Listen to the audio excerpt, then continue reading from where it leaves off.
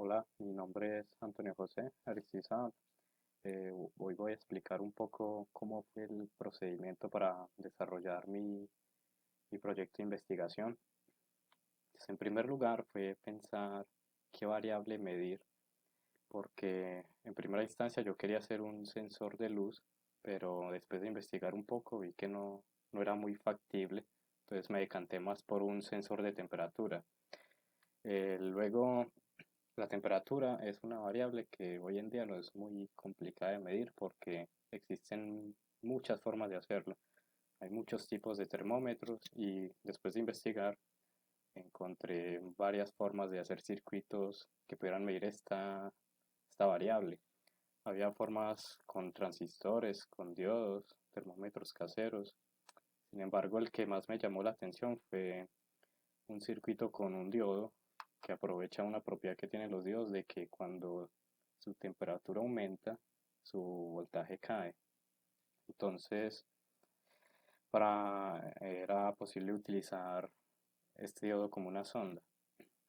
Entonces, para el montaje del circuito fue necesario un diodo rectificador, un amplificador operacional inversor eh, para corregir esa caída de voltaje para que en vez de caer subiera, para que la medición no fuera muy confusa y además aumentar la ganancia de ese voltaje pues era muy bajo y algunas resistencias y un potenciómetro. Luego con un multímetro era posible medir en el pin de salida del amplificador el voltaje y moviendo un decimal obtener un aproximado de la temperatura del diodo.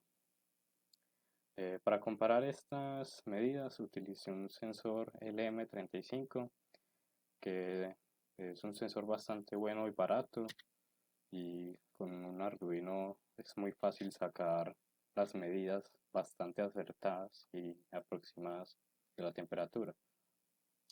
Luego lo que hice fue formular unas preguntas eh, que iba a responder mediante los experimentos, como por ejemplo si es cierto que el voltaje del diodo disminuía cuando aumenta su temperatura o cuál era el valor que alcanzaba el diodo, el valor máximo de temperatura. Entonces, para estos experimentos yo hice tres pruebas. Una prueba en temperatura ambiente, una prueba en temperatura caliente, acercando una candela, y una prueba en temperatura fría con una bolsa de hielos. Eh, el circuito tiene algunos problemas. Primero que todo es bastante complicado de calibrar porque con un simple movimiento del potenciómetro eh, cambia totalmente el valor que se recibe de voltaje. Entonces, también con pequeños movimientos del circuito se descalibraba por completo.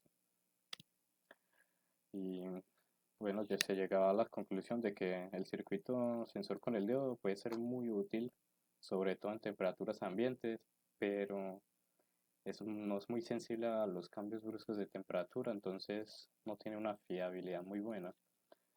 Aparte tiene unos rangos de temperatura bastante limitados y entonces no es bastante bueno. En su lugar, el M35 sí demostró ser un sensor bastante bueno para lo económico que es y, y al aumentar la temperatura pareciera que funcionará decentemente y al disminuirla también. En cambio, en el diodo, todo lo contrario, era necesario